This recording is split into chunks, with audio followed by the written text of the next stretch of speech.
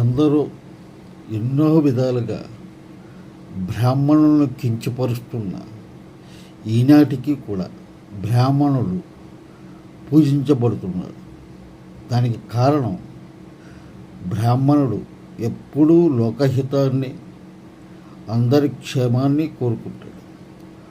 సూర్యుడు లోకాలకు జీవప్రదాత అని అందరికీ తెలిసిన విషయమే. సూర్య గమనాన్ని మందేహాది రాక్షసులు ఎప్పుడూ అడ్డగిస్తూ ఉంటారు. వారు చచ్చినా మళ్ళీ పుట్టుకు వస్తూ ఉంటారు.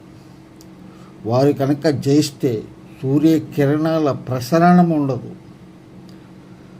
లోకాల్లో జీవం ఉండదు. బ్రాహ్మణుడు తను నిత్యం చేసే సంధ్యావందనంలో అర్ఘ్య ప్రధాన మంత్రంతో ఆ మందాహేది రాక్షసులను సంహరించి సూర్య గమనానికి అడ్డంకులు ఏర్పడకుండా చేస్తూ లోకోపకారం చేస్తున్నారు. దీనికి వారు ఏ విధమైన ప్రతిఫలాన్ని కూడా ఆశించడం లేదు.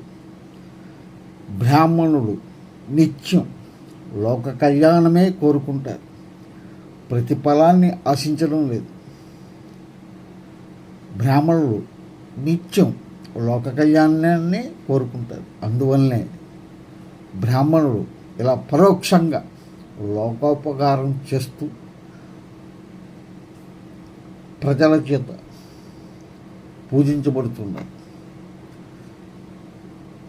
ఇది ఎవరిని కించపరుద్దామని కాదు, అసలు విషయం తెలియాలి, తెలుసుకుంటారనే ఉద్దేశంతో చేయడం జరిగింది. ఇది నా అభిప్రాయం మాత్రమే. దీనికి మీరు ఆమోదిస్తే ఒక లైక్ చేయండి, అదేవిధంగా సబ్స్క్రైబ్ చేసుకోండి. ఏ గ్రామంలోనైనా సరే ఇంకా బ్రాహ్మణులు పూజింపబడుతున్నారు అంటే దానికి కారణం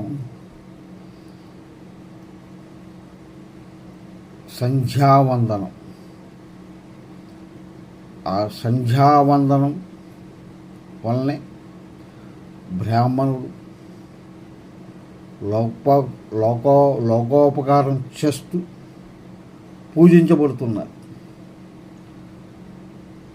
అవునంటారా కాదంటారా?